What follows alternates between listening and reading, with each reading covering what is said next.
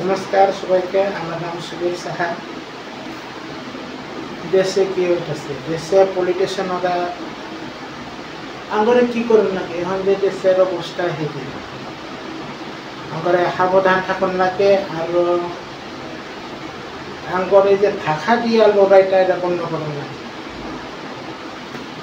আমি এই ভাষা বলি, তুই ভাষা বলি, এটা লড়াই বন্ধ করেন নাকি। আর আঙ্গরে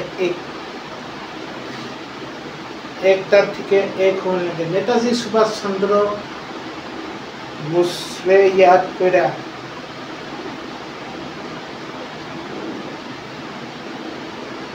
দেশটা আগে নিয়ে যাওয়ার লাগে। এরকম সরকার আছে যে আঙ্গরে খণ্ডিত করবা খুঁজতেছে, যেমন কংগ্রেস এক্সেট্রা বিজেপির বদলে বিজেপি ভালো চায়। আমরা এখানটাই বাবরি মসজিদ ভাঙে রাম মন্দির না কি বানাইছে।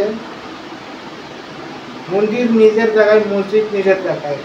মসজিদ যদি মন্দির ভাঙে দখল করে বানাস তাহলে ভাঙবো, নাহলে ভাঙবো। আঙ্গরে সাবধান থাকুন লাগে। এই যে নতুন লোক যে আইহা বাসা বানায়, ঘর বানায়, মানে সাবধান থাকুন লাগে।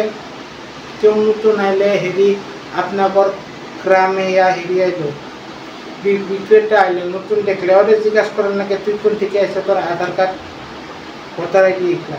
মানে এনআরসি মধ্যে কত ধরা খাইছে যে ডুপ্লিকেট এনআরসি, হেরি ভোটার আইডি, আধার কার্ড এগুলার নিয়ে। আর আঙ্গরেও হতে সচেতন থাকা দরকার। আমরা সচেতন থাকলে আঙ্গর কিছু ক্ষতি হব না।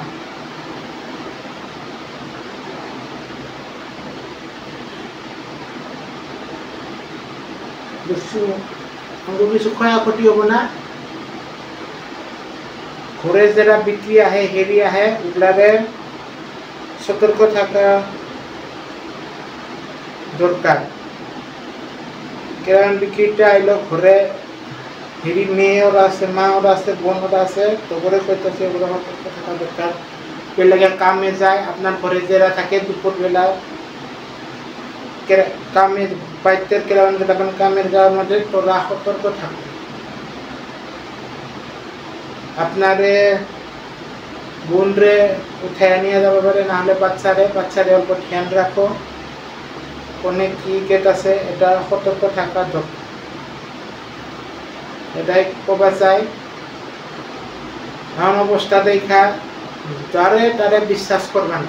অসীমে নতুন কেউ দেখা পুরানা মানুষরা বিশ্বাস করো, আর নতুন মানুষরা বিশ্বাস করো না। ভাইবা চিন্তাও পুরানা মানুষগুলা বিশ্বাস করবে না। সতর্ক থাকা দরকার আঙ্গরে।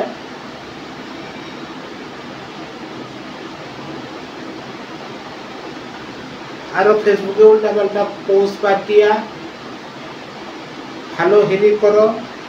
আর আপনার ভাষা কালচার এগুলা রক্ষার নিয়ে সাজু হোক।